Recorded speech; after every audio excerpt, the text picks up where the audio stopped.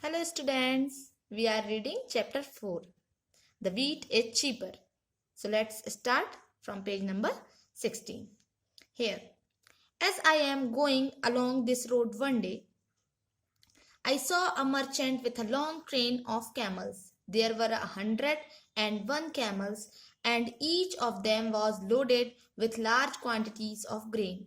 Farmer said, I have seen trains of camels myself, and they are very often loaded with very heavy goods.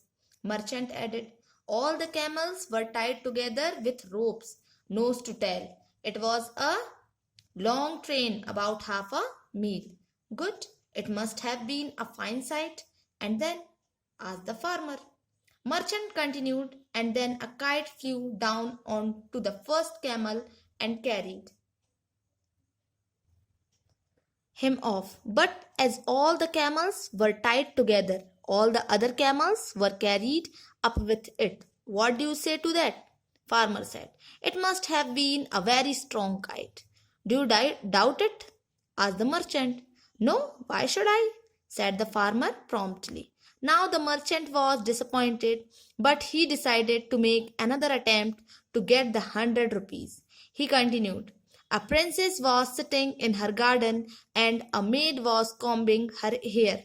The princess happened to look up at the sky. Just then, the kite I spoke about was flying in the sky right above her head.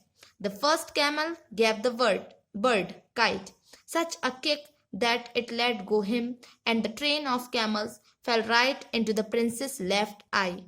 Poor girl, there were 101 animals, and they must have given her a lot of pain. And then, the merchant did not know what to say, but he made a last attempt. Then the princess started crying with pain. Her maid stopped combing her hair. She carefully lifted the princess' eyelid and removed all the camels, one after the other, from her eye and put them into her pocket. That was a good maid, said the farmer. And then the merchant could not think of anything more, so he said, This is all, and is the end of my story. Now it is your turn. तो कल हम पिछले video में हमने एक story discuss करी जिसमें एक मर्चेंट और एक फार्मर होता है ना। तो वो लोग रास्ते में जा रहे होते हैं, ठीक है। तो वही बात होती है कि दोनों एक दूसरे को स्टोरी सुनाएंगे, और अगर एक की स्टोरी में दूसरे ने डाउट किया तो दूसरा 100 रुपीज देगा, और अगर दूसरे की स्टोरी में पहले ने डाउट किया, शक किया, तो पहला वाला 100 रुपीज देगा, ठीक है। तो अब उनकी स्टोरी स्टार्ट होती है, ये सुने। तो सबसे पहले मर्चेंट स्टार्ट करता है, व्यापारी जो है वो अपनी स्टोरी स्टार्ट करता है। वो बोलता है कि मैं एक बार एक रोड में जा रहा था, एक दिन एक रोड में जा रहा था, तो मैंने कैमल्स की लंबी ट्रेन देखी, एक के पीछे एक।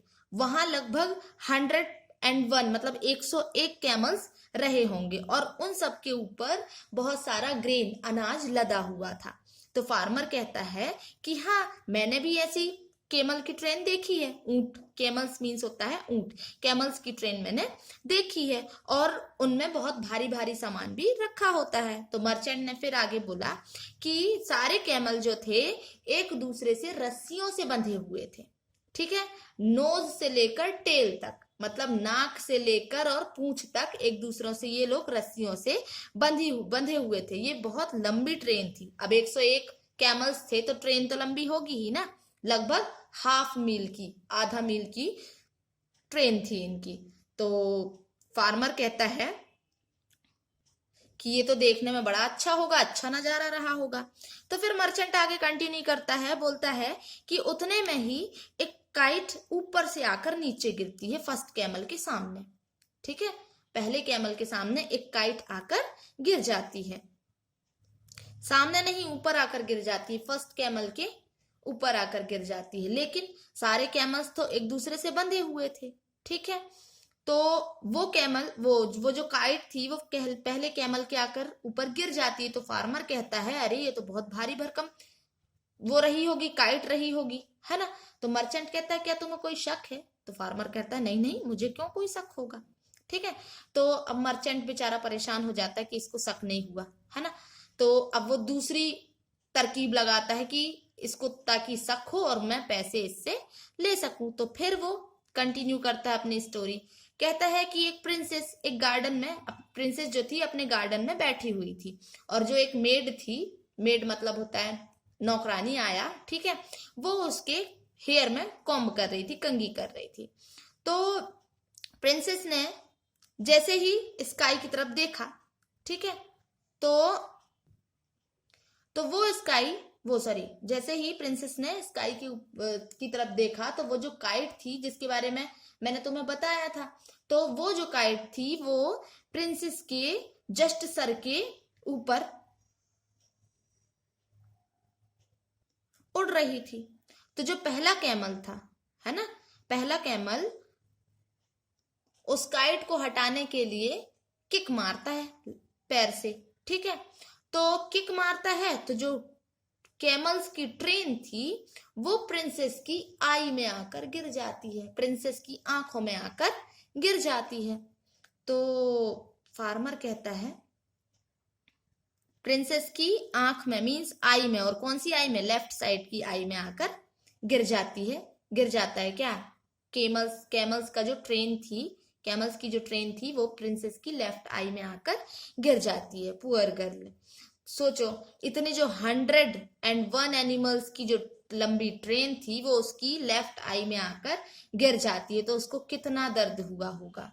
और उसके बाद मर्चेंट को कुछ मालूम ही नहीं, मतलब उसकी ये स्टोरी जो थी, अब आगे वो कुछ कह ही नहीं पा रहा था, है ना।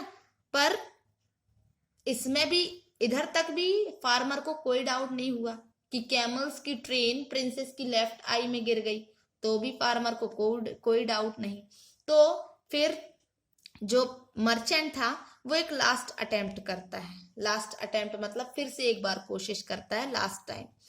तो कहता है कि जो प्रिंसेस थी वो दर्द के कारण रोने लगी, तो उसकी जो मेड थी उसने उसके सर पे कॉम्ब कर रही थी, हेड पे, है ना, हेयर में, तो वो स्टॉप कर देती है, मेड कंघी करना बंद कर देती है, ठीक है।